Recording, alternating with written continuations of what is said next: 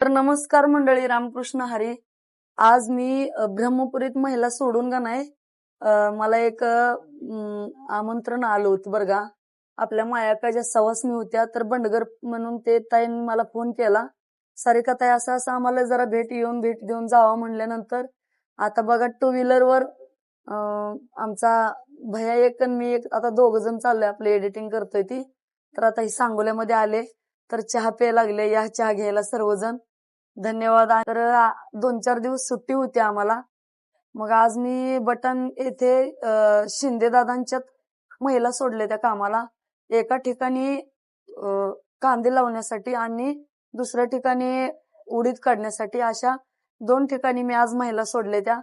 तर त्या शेतकरी दादांनी पण मला खूप सहकार्य केलं आणि मला आज महोदला जायचं होतं. महोदमध्ये महिम म्हणून गाव आहे, त्या गावातनं मला काल फोन आला एका बंडगर ताईंचा की सारिका ताई, आमच्या सवासणीच्या कार्यक्रमाला तुम्ही उपस्थिती दर्शवावी. त्यांनी खरंच खूप असं रिक्वेस्ट केल्यानंतर मी आता निघाले बरं का. आमचा एडिटिंगचा भैया आणि आम्ही दोघं त्या शेतकरी दादानी यांनी कॉर्नर त्यांची दिली आणि आम्ही आता सांगोलमध्ये आलोय. तर इथून सांगोलमधनं अजून पण महोद एक 20-25 किलोमीटर आहे का दादा महोद? तर 22 किलोमीटर आहे. तर आता मी त्यांच्या सुहासणीच्या कार्यक्रमासाठी चाललेले. तर भेटू पुढच्या ब्लॉकला. धन्यवाद. तर नमस्कार मंडळी, रामकृष्ण हरी. आधी माझ्या मायक्का देवीच्या चरणी मी नमन होते आणि मला ह्या भाग्यश्री ताईने आणि त्यांच्या मालका नवनाथ भावांनी परवा दिवशी फोन केला, असं सारिका ताई तुम्हाला आमच्या मोहीम गावात यावं लागते, सांगोला तालुक्यात आहे त्यांचं गाव. तर त्यांनी मला खूप रिक्वेस्ट केली म्हणून मी सुवासणीचा कार्यक्रम आहे मानाचा म्हणून त्यांनी मला सांगितलं, म्हणून मी त्यांना काही नकार दिलेला नाही. तर येतीच बोलली मी. ताई, तुम्हाला नकार दिला का मी? नाही. पहिल्या शब्दाला होय म्हणलं. आणि आज मी बेगमपूरच्या पलीकड म्हणजे एक 10-15 किलोमीटर महिला सोडून मी त्या शेतकरी दादांना म्हणलं, अशा माझ्या भाग्यश्रीताईनं आम्हाला बोलवलंय आणि मला तिथं जाणे गरजेचं आहे आणि कार्यक्रम मायाकाचा आहे, त्यामुळं तर त्या दादांनी पण मायाकाच्या कृपेने मला गाडी घेऊन जावा म्हणले. कारण माझं डमडम तिथनं हितोवर घेऊन येणं शक्य नव्हतं.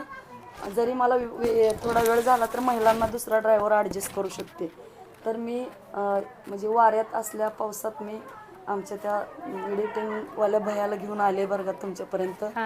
तर मी मायाकाच्या चरणी अशी एक प्रार्थना करते की माझ्या ताईंना आणि माझ्या दादाला खूप असं प्रचंड उदंड आयुष्य लाभो आणि त्यांच्या मुलाबाळांना खूप असं चांगल्या पद्धतीचं त्यांचं पुढं त्यांनी यशस्वी हो, ही मी माझ्या मायाका चरणी प्रार्थना करते.